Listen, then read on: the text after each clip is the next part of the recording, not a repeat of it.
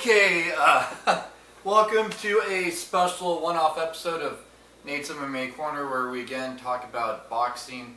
I know it's an MMA show, but I had to do this episode after what happened roughly 2 weeks ago. Yeah, plus it kind of ties in a little bit to the upcoming UFC match in a sense. So this episode is a tribute episode to one of my heroes, Wladimir Klitschko. Yeah, being part German, the Klitschko brothers, Vitaly, however you want to say his name, and Wladimir, they're icons in Germany because they immigrated there and they learned the language and they became good role models for the people. And yeah, they're it's like, you know, you got Rammstein in Germany. These megastars, and then you got Wladimir Klitschko, and yeah, So yeah, check out this Blu-ray / DVD if you guys ever get a chance. It breaks it down, the history of the Klitschko brothers and the legacy they have left in the sport of boxing. Yeah, Vladimir's younger one, Vitaly's older one. Vitaly retired after being heavyweight champ, holding another belt that his younger brother didn't hold, and they never fought each other. They pretty much held on to all the world titles in boxing at the same time, and then Vitaly relinquished his title and retired from boxing and pursued politics in his original country of Ukraine. And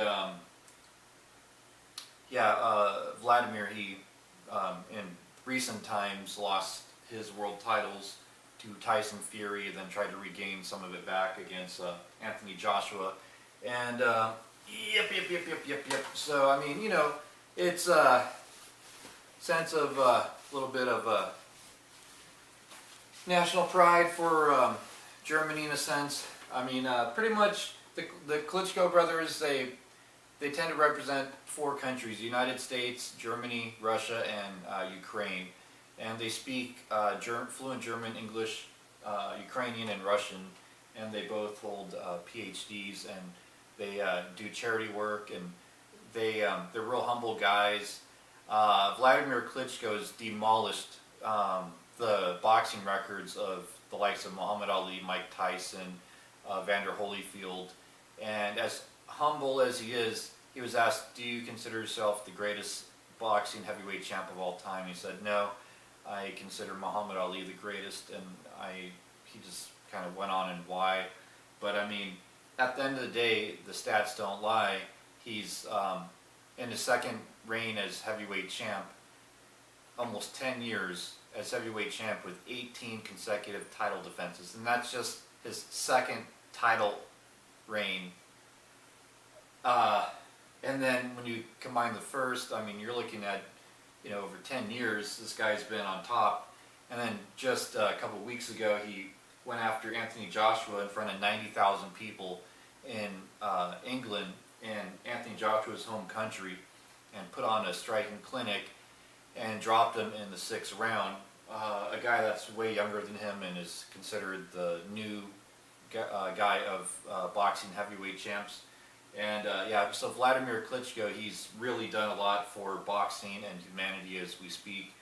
And same thing with Vitaly.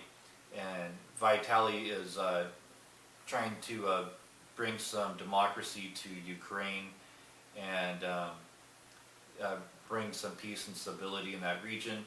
And Wladimir Klitschko, he's focused on his boxing career and trying to just prove to himself and his fans and his family and friends that he still has it, and he's not just there for a big paycheck. He got paid $13 million purse-wise, not including sponsors, endorsement deals for this last fight. And but he went for it. People were saying that he was just in it for the money, but no. When you watch that fight, he dropped Anthony Joshua in round 6. After he was dropped in round 5, and then he went on rounds 7, 8, 9, and 10, for the most part dominating Anthony Joshua before he got dropped and finished in round 11. So it was a battle of the ages, battle of the Goliaths. The heavyweight guys really, really delivered. And yeah, I'll post a link on Amazon. I'll post a link on my YouTube, on this YouTube episode, where you can get this Blu-ray on Amazon. It's really good. You can get it for like 10 to 20 bucks, and it's a 2-hour documentary.